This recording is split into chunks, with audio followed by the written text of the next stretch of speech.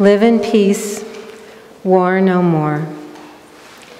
Peace and war, fear and conviction, dark and light, black and white. We see life in terms of opposites. Something is always this way, or it can only be that way. There's no in between.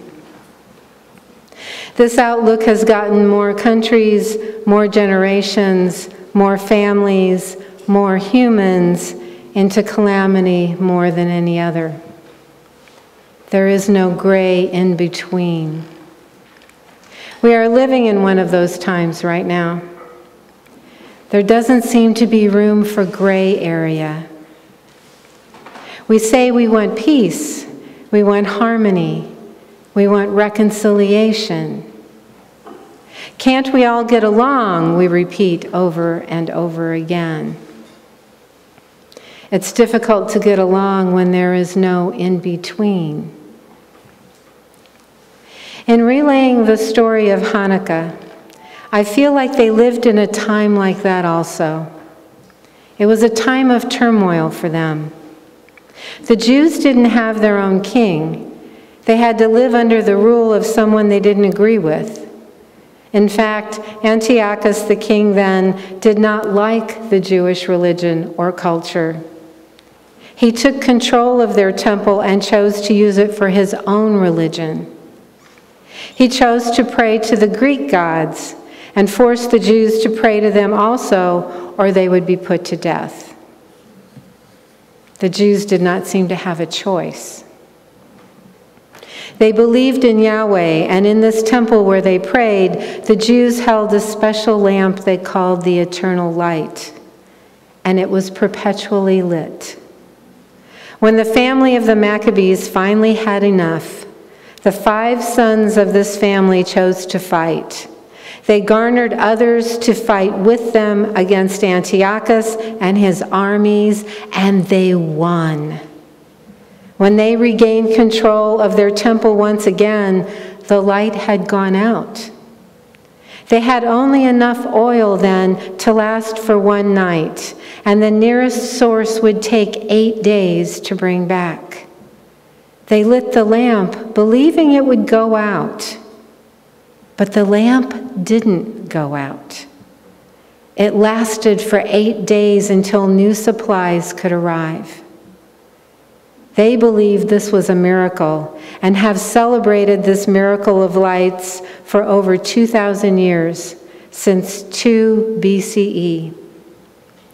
This evening in many Jewish homes, they will begin lighting the menorah, lighting a candle each day for the next 8 days.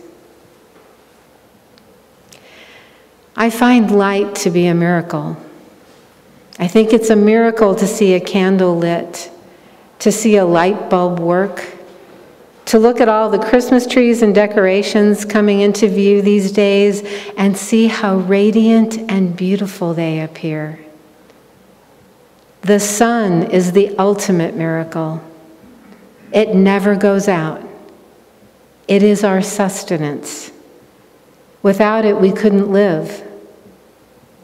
And the light that shines through the trees, over a mountaintop, through the hair of a little girl's braid, shines a beauty that enriches our lives and feeds our souls. Life itself is a miracle, as life itself is.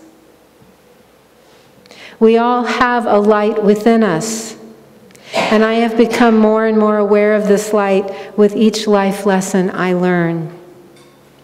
I'm beginning to see light just about everywhere these days. I see light in the eyes of the children in this congregation. I see light in the eyes of our youth and feel so privileged that I'm getting to know them. I see light in every generation. Sometimes it's stronger, sometimes it's a bit dim, but I see light in each and every one of us. Light illuminates where once there was darkness. And this time of year, there is a lot of darkness. Our days are continuing to shorten, and I know for me this makes me feel like there's not enough time. When it gets dark earlier, I feel like something has been taken away from me. For some reason, for me, it's harder to be productive when it's dark. I just want to curl up and not move and maybe read a good book on my couch. I don't want to go outside. I want to be at home in the light where I feel safer. I have a mild case of night blindness, and so at night, I don't feel as safe as during the day. And since I'm fairly new here, and half the time still don't know where I'm going, it makes me a bit apprehensive to travel in the dark. From what I've read about the menorah and what I know from working at a temple many years ago, the menorah casts its light outward, illuminating not itself, but all that is around it. Some lamps are also lit from the inside and don't cast as white a light as those that only burst forth. But the menorah in ancient times lit up the temples, and the Jews then believed, as they do today, that this light represents God itself. Rabbi Yitzhak Ginsburg said it most profoundly. He states, "The sages explain that given the manner in which the temple sanctuary was built, the menorah did not illuminate its inside, but rather most of its light was cast outside. In more spiritual language, they say it is not God's sanctuary that needs light from the menorah, for God himself is all light," or herself, I add, Rabbi. "Rather, it is the outside world that needs the light of the menorah. Thus, the menorah is the vessel that symbolizes the spreading of the Word of God to even the farthest and darkest corners of humanity and human nature, while the oil that burns in it and emits the light symbolizes the type of wisdom that can be seen by everyone." What an image, I think, that Yahweh's light spreads to the farthest corners of humanity, that we have a light inside of us that spreads over all of humanity, that this light can illuminate those dark places inside of us that cause harm, war, conflict, and destruction. And he poses the symbol of the oil as a symbol of wisdom, that this wisdom can be seen by everyone. I think that's one way we can heal. If we begin to see the light in every living being on this earth, we have that wisdom. What's stopping us? That wisdom of seeing the light in all living beings can bring us healing inside. Relieving ourselves of the burden and the weight of resentment, of pain, of ridicule, of judgment, that will bring us the light within us that can shine through. I believe that is the hardest part of being human. Letting go of that which we cling to so ferociously because we are afraid, yes, maybe even terrified, of letting it go and replacing it with what? Do we know? Can you guess? How about love? That generic, indescribable, multi-purpose love that can shine on everyone and anyone, even those we disagree with, even those we may actually hate. That is the hardest part of living. That is the message that the prophet called Jesus gave us. If I take one thing from our Christian roots, it is the shining light of love. Love your neighbor as yourself. As Jesus was from a poor family, an immigrant family, born in a stable, fleeing from oppression, are we not seeing the same around us today? Are they not our neighbors that we need to love and come to their aid? We have a lot of darkness around us these days. The darkness of the season, the darkness showing up in our country right now, the darkness of aloneness, the darkness of alienation. There seems to be so much divisiveness, hostility, and near hatred in the world right now. We don't know if we can actually trust each other. We have each other, though.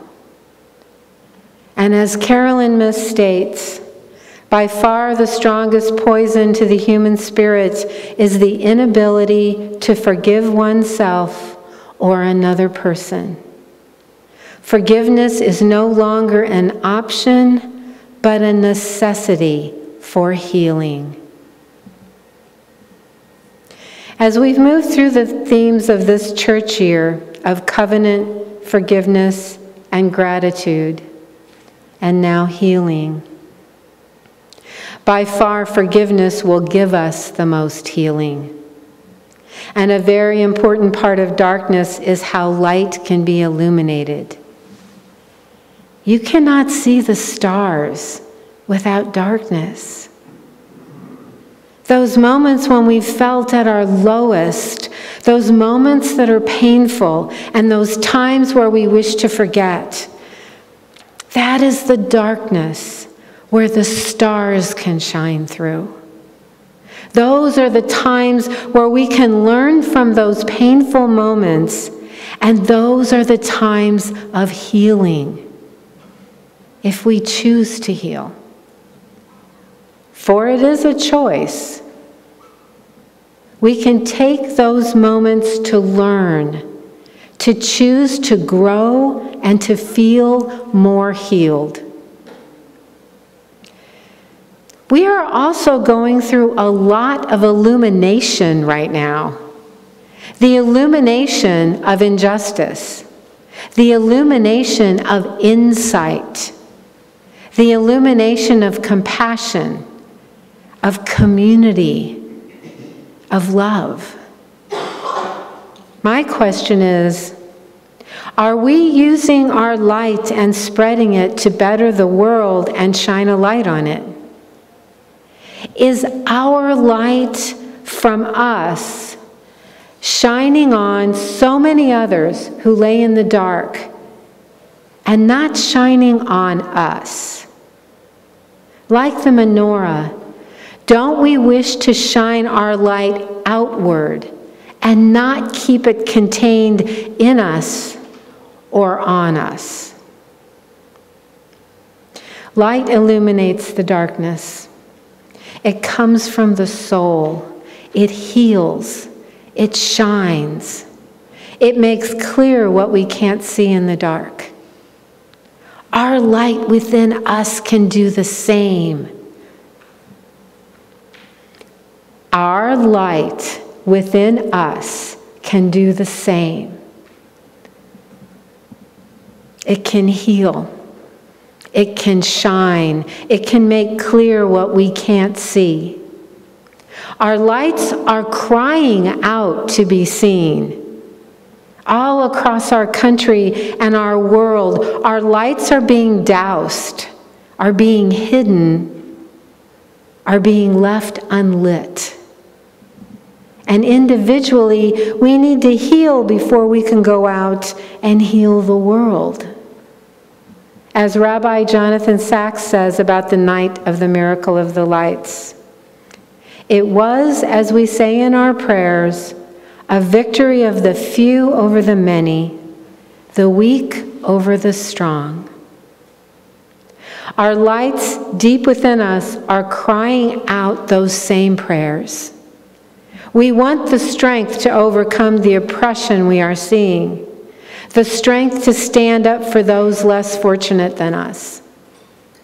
To quote further Rabbi Lord Jonathan Sacks, "For though my faith is not yours and your faith is not mine, if we each are free to light our own flame, together we can banish some of the darkness of the world." Let us light up the world with our light. We all have a light within us. Let us heal ourselves and use our light to bless the world. May it be so. Blessed be.